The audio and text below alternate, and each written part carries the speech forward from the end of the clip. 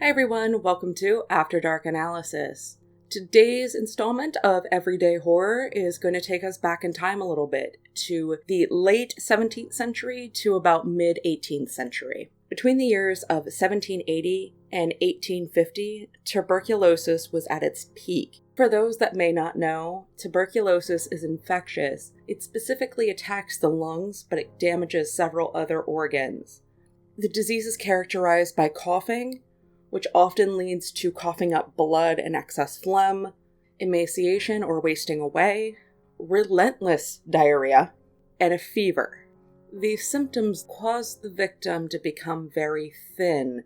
In the past, feminine beauty was often characterized by being heavier set because that meant you could afford to eat. Pale skin has kind of always been indicative, at least in Western culture, of somebody who's more upper class because it means they've stayed inside more, meaning they didn't have to go outside and labor in the sun like the poor had to make a living. This paleness was even more dramatic because the victim typically got rosy red cheeks from the coughing and having a very low-grade fever. This seems to have fallen out of vogue somewhat, but rosy red cheeks were a big trend for a while. They would use rouge, or as The Simpsons even once jokingly pointed out, you can pinch your cheeks to bust capillaries, getting the same effect if you can't afford or don't want to use rouge. The paleness also made the bright red lips very commonplace, and this was more of a romanticism in painting. When you're painting somebody in their final days, it would be kind of too graphic and gruesome, so to give some kind of an accurate portrayal, you would kind of cut it off and make it look like the red was just on their lips, and that's how they naturally looked. Some of these were already established standards of beauty, and for a long time at the beginning of tuberculosis, it seemed to be a belief that your susceptibility to it was by how attractive you were.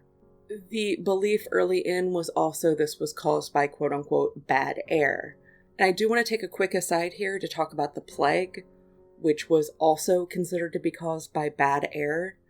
One study has, within the past few years, pointed out those plague doctor masks weren't totally useless. As those of you who have read about the Black Plague or have just watched some kind of creepy video on YouTube, you might be aware of those plague doctor masks with a very long beak. They stuffed those long beaks with herbs and spices and things that they thought were going to keep them from getting sick.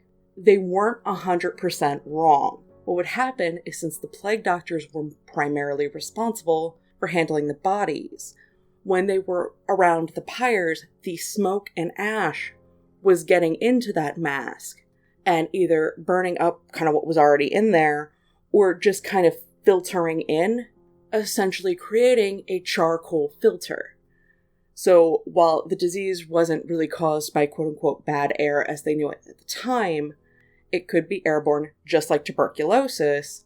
While inadvertent, those charcoal filters actually were helping them be less susceptible to the disease. But anyway, back to tuberculosis.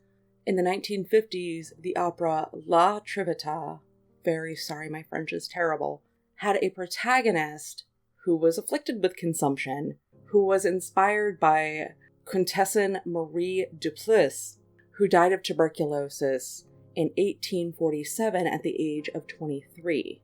Another very famous image from this time is of Emily Shore, who died at the age of 19. As you can see, she looks very pale. She still looks very attractive, even though we can tell from all the things around that she's clearly sick and dying. This trend was known as Consumptive Chic.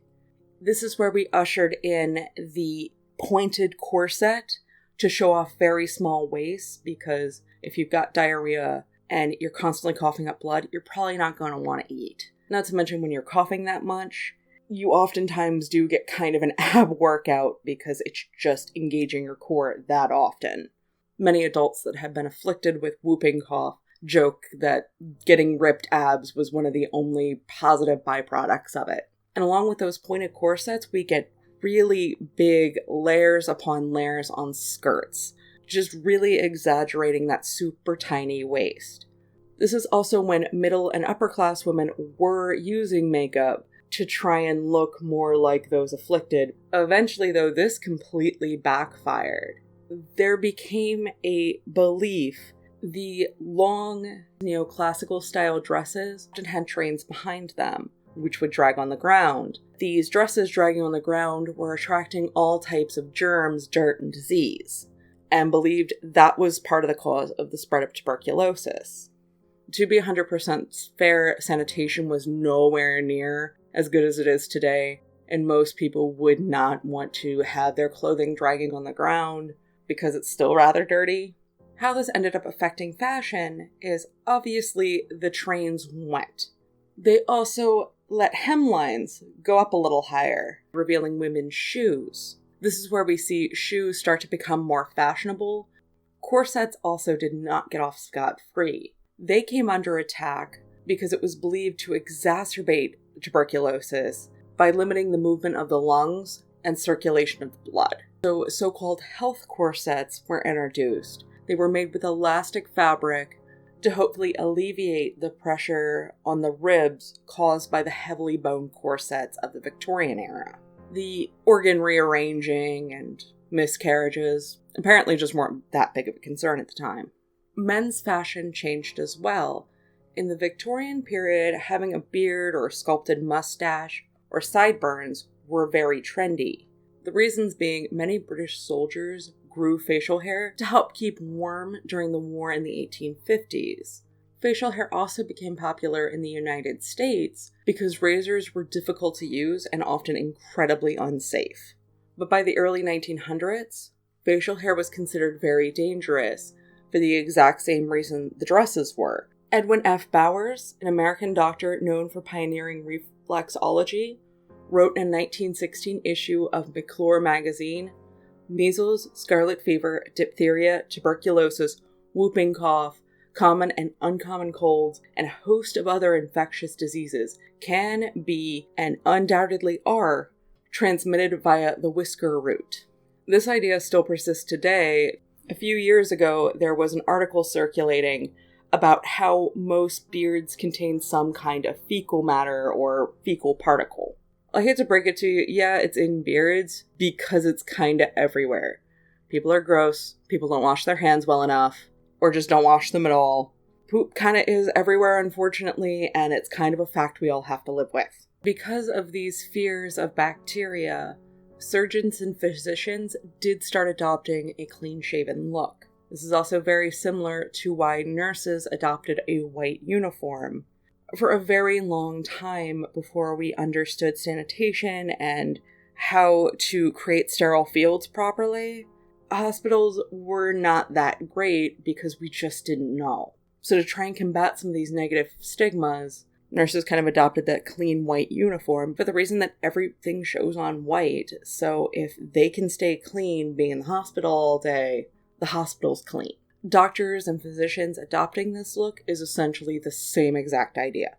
As crazy as it might be to compare the Western idea of beauty to the symptoms of tuberculosis, this isn't the first or last time this has happened in our culture. In the 90s, we had the heroin chic craze, where most girls were very emaciated, or the character of Mimi from the 1996 musical Rent, which was heavily based off and inspired by the 1896 opera La Boheme, where the main character had tuberculosis. So we see all these ripples and its long-standing effect on culture even today.